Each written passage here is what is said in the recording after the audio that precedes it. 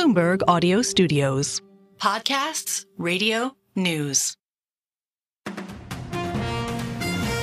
This is the Bloomberg Daybreak Europe podcast, available every morning on Apple, Spotify or wherever you listen. It's Wednesday, the 29th of May in London. I'm Stephen Carroll. Coming up today, Emmanuel Macron calls for Ukraine to be given the green light to hit Russia with European-supplied weapons.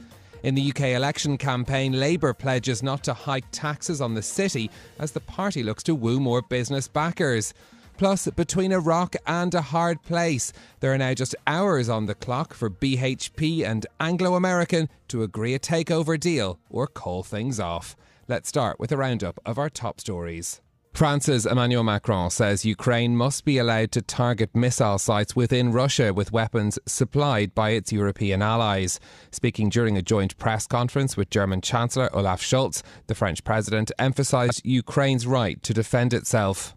How do we explain to the Ukrainians that they must protect these areas around Kharkiv if we tell them that you can't attack the points from where the missiles are being fired? In effect, we would be telling them that we deliver you weapons, but you can't defend yourself. So we are maintaining the same framework. We think we must allow them to neutralize the military sites where the missiles are being fired from where Ukraine is being attacked from, but we cannot allow them to pursue other targets in Russia, civilian or military.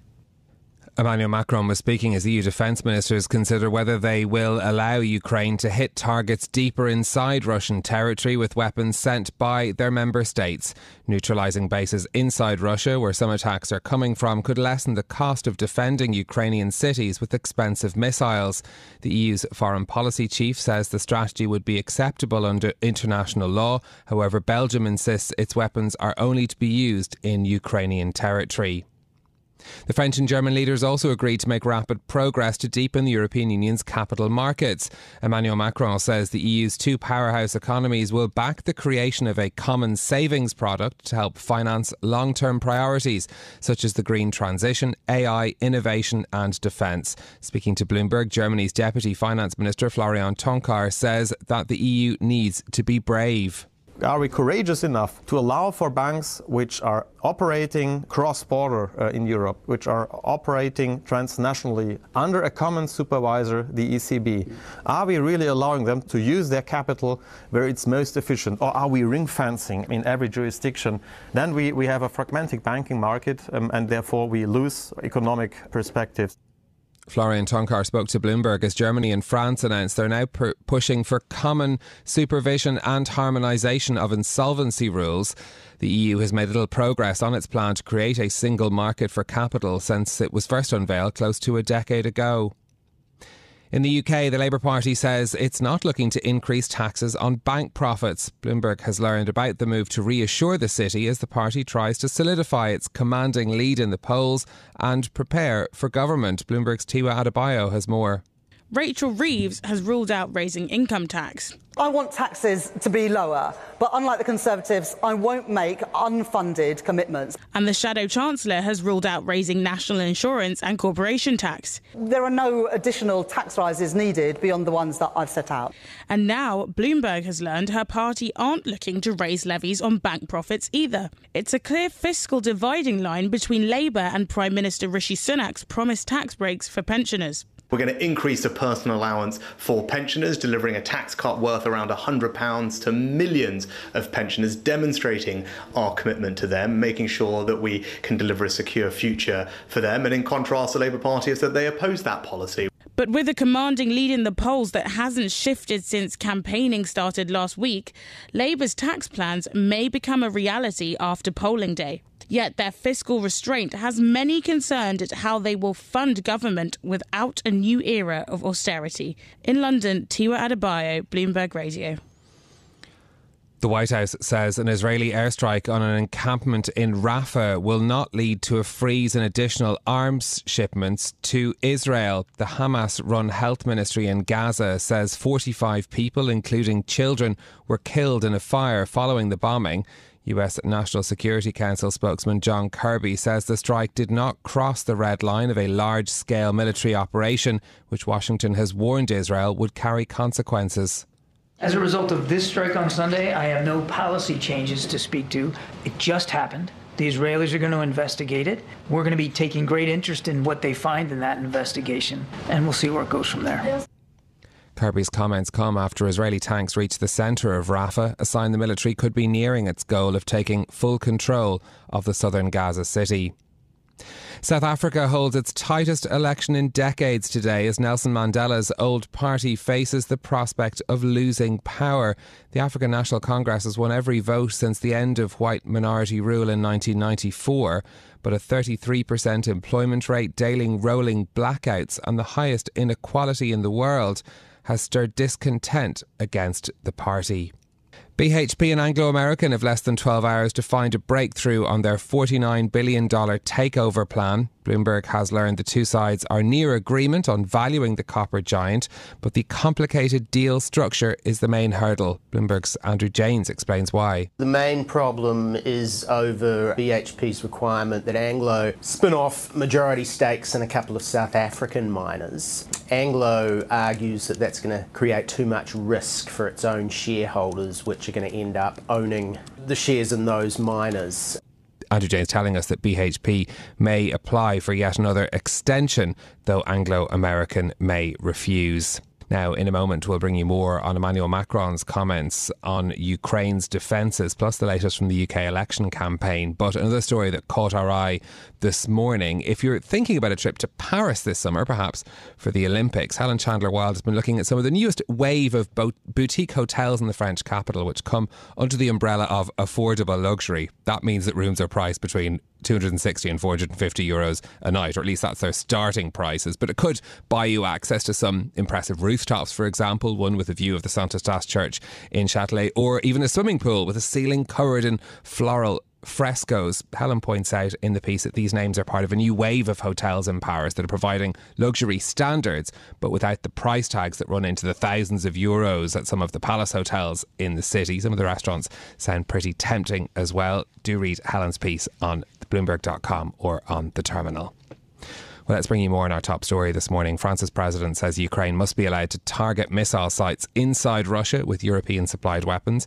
He was speaking at that joint press conference with Germany's Chancellor during his state visit to the country. This as EU defence ministers have been debating the issue in Brussels. Our EMEA News Director Rosalind Matheson joins us now for more. Ros, how big a step would this be for the EU to allow their weapons to be used to strike Russia?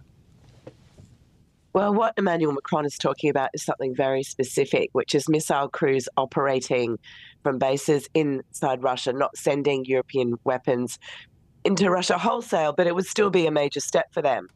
Basically, you've got Western weapons being used against Russia inside Russia, not just in Ukraine. And there's some evidence, at least, that that's happened already, perhaps even by accident. But this would be an official policy, and about that slow edging of countries in Europe and the US towards direct confrontation with Russia. And that's always been the caution, that bit by bit NATO gets drawn in, the lines get blurred. Essentially, it's a NATO-Russia war, not a Ukraine-Russia war. And that's been the concern amongst some in NATO.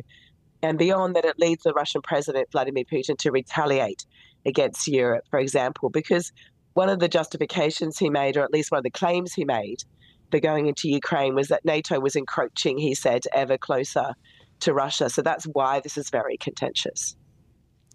How likely does securing an agreement to allow this look at this stage?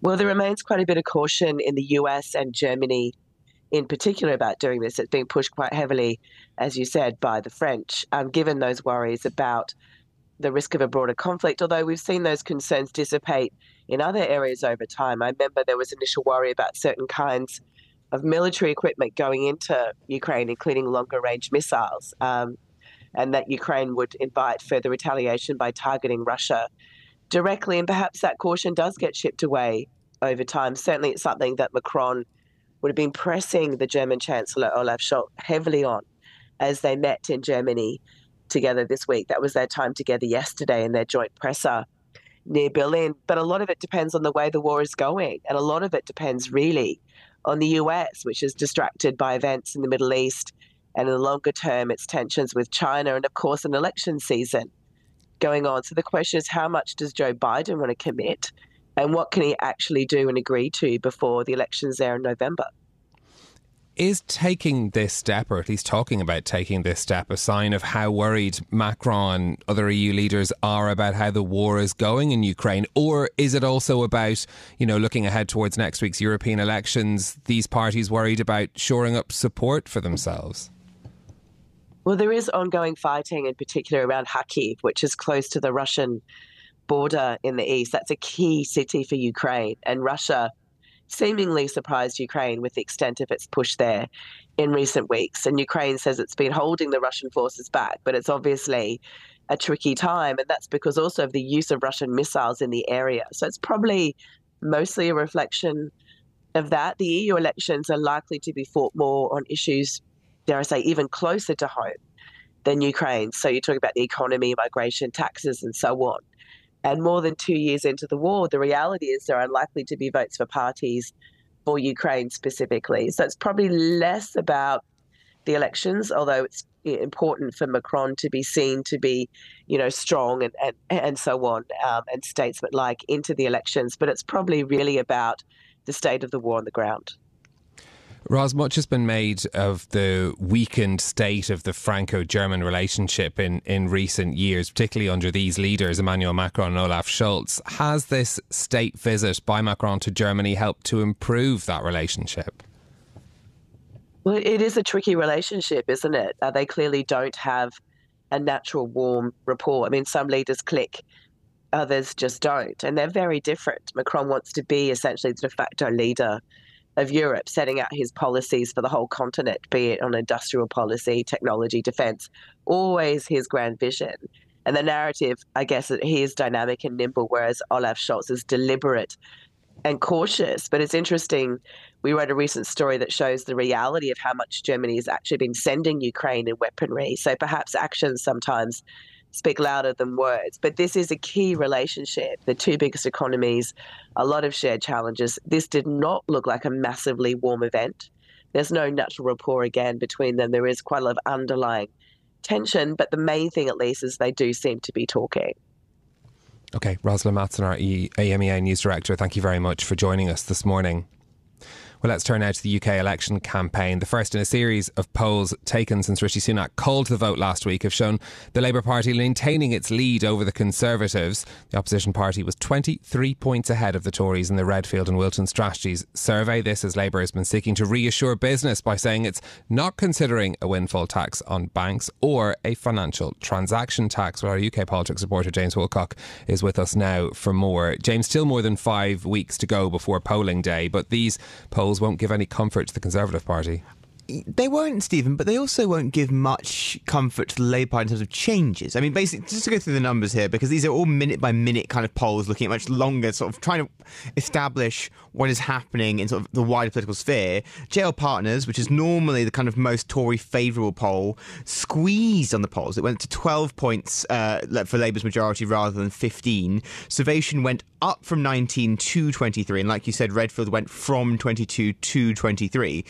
Within the margin of error in polling, those moves aren't much. It's worth saying that the fieldwork for JL Partners, at least the one that is most Tory favourable, was all done before these latest policies from Rishi Sunak were started being announced over the weekend. I think the long story short is nothing has changed polling-wise. Nothing has really cut through for the public.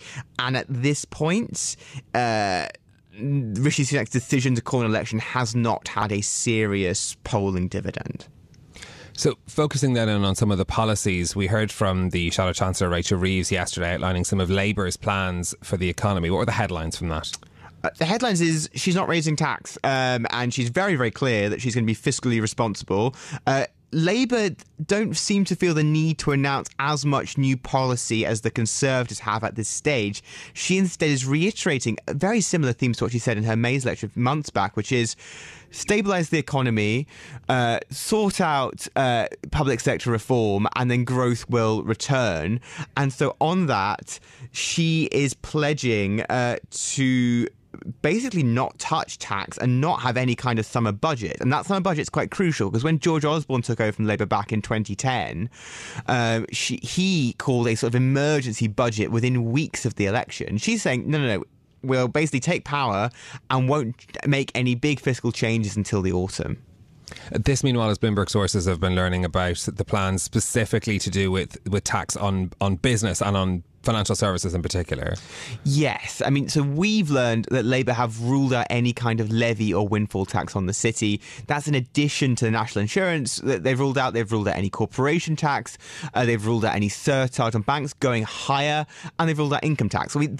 We are starting to get to the point where there aren't many options left if they were to want to raise government revenue, Stephen. And that is something that economists like Dan Hansen, Bloomberg's chief UK economist, do worry about, that they effectively are crafting themselves these fiscal handcuffs, given there are big issues with headroom.